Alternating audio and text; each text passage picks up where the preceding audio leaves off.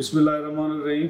Liaquat university hospital Hyderabad और जामशोरों का माहौल इस तरह है कि जिस तरह एक कुंभा हो, हम उसमें मुख्तलिफ अफराद मुख्तलिफ जिम्मेदारियों से खिदमत सर अंजाम दे रहे हैं। कोविड एक मुसीबत थी और एक बड़ी आजमाइश थी इस इदारे पे, और बड़ी जिम्मेदारी आयद हो रही थी कि हम किस अंदाज में कौम की खिदमत कर सकते हैं। पूरी दुनिया परेशान थी, पूरा मुल्क परेशान था, और हमारा सूबा, हमारी सूबा की क़यादत, हेल्थ डिपार्टमेंट सारे परेशान थे। वो भी हालात हमने देखे कि जब एक कहीं पर मरीज का कोई सिम्टम हमें नजर आ जाता था, सारे ऑफिस से निकल जाते थे और ऑफिस उसको स्प्रे किया करते थे। पहला केस जब खैरपुर से पता चला कि वहाँ पर खैरपुर में एक कोविड का पेशेंट आया है और उन्होंने अपनी मर्जी से उसको डिस्चार्ज किया है, तो उस एमएस को सस्पेंड किया गया और उसके पीछे पुलिस दौड़ाई दी गई। रमीयार खान से वहाँ से गिरफ्तार हुआ। यानी ऐसा खौफ था जब औलाद अपने वालिदैन को छोड़ के पीछे मुड़ के भी नहीं देखती थी कि वो अब किस कैफियत में है। बहुत हो जाने के बाद भी कह देते थे कि वो दफना दो इसको। इन हालात में हमारे डॉक्टर साहिबान ने अपनी खिदमत सर अंजाम दी,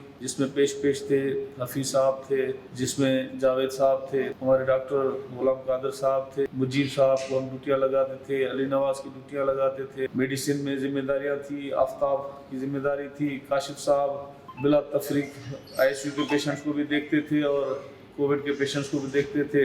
ये आजमाइश की घड़ी ज़्यादा अरसा हमारे डॉक्टर सिद्दीक पौड़ साहब और हमारे दौर में ज़्यादा उरूज पे पहुंची हुई थी। हम सब की जिम्मेदारियां थी, हम सब ने कोशिश की।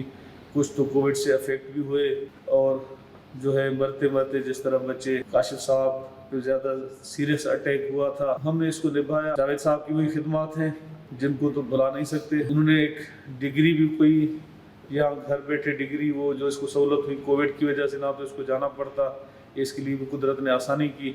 लेकिन ये बाहर की डिग्री है, ये न सिफारिश पे मिलती है न किसी पैसा खर्च करने पे मिलती है, वो अहलियत पे मिलती है। इनको जो डिग्री मिली है वो अहलियत की बुनियाद में मिली है। इसी तरह हम अपने खुशी के मौके जो है मनाते रहते हैं और इसी तरीके से ही फिर अपनी मुलाकातें भी होती हैं, आप एक दूसरे से गपशप भी होती है और बहुत सारी चीज़ें हम समझते और सीखते भी हैं। नियाज साहब की शदीद ज़रूरत थी, ये हमें छोड़ तो गया था, लेकिन बहरहाल हमने इसको नहीं छोड़ा, बिलाखिर इसको वापस ले आए। और अब हम मुतमईन होते हैं, इत्मीनान से होते हैं कि जामशोरों में डॉक्टर गुलाम कादर साहब और नियाज साहब और शफीक साहब तीनों मिलके हमारे जामशोरों की विंग को बेहतर से बेहतर करेंगे। और हम जामशोरों की विंग को ऐसा ही देखना चाहते हैं जैसी सर्विस हमारे सिटी की ब्रांच में है।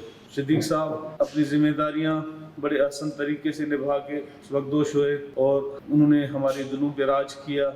मुबशिर साहब यहाँ आए हैं, यहाँ पर जो हैं पहले भी मेंबर रहे हैं, अब तो बड़ी जिम्मेदारी से आए हैं। इंशाअल्लाह अज़ीम इसकी मोहब्बतें, इसकी सरपरस्ती और इनकी शफकत का हाथ हमारे सर पे रहेगा। शौकत साहब की तो क्या शान बयान करें। शाहिद साहब, हमारे सारी जो परेशानियां अमूमन कोर्ट से हुआ करती थी, जिसमें सेक्रेटरीज को बिठाया जाता था, जिसमें MSCs को लॉकअप की धमकियां दी जाती थी, और जब से शाहिद साहब ने जिम्मेदारियां संभाली हैं तो अल्हम्दुलिल्लाह वो टेंशन भी खत्म हो गई है। और एज ए मेडिकल सुपरिटेंडेंट उन्होंने भी 3 महीने 4 महीने जो भी काम किया, उस वक्त भी कोविड का बड़ा प्रेशर था। इस शख्स ने इसी इदारे का नाम रोशन किया, अपनी खिदमत बेहतर अंदाज में सर अंजाम दे रहे हैं। इस तरह बिलाल साहब है, जावेद साहब है, दूसरे दोस्त हैं, डॉक्टर इरफान साहब है, डॉक्टर नईम साहब है, और ये हमारे जमीर दौदानी साहब, ये भी अपनी खिदमत सर अंजाम दे रहे हैं वहाँ पर। इनका साथ दे रहे हैं गुलाम कादर साहब का, और इन्होंने कोविड की बहुत जिम्मेदारियां बेहतरीन अंदाज में संभाली। हाँ, अली नवाज साहब का मैंने नाम तो लिया, लेकिन इसकी भी बड़ी अहमियत है क्योंकि दवाइयों के साथ साथ खाने की भी जरूरत होती है मरीजों की, और इन्होंने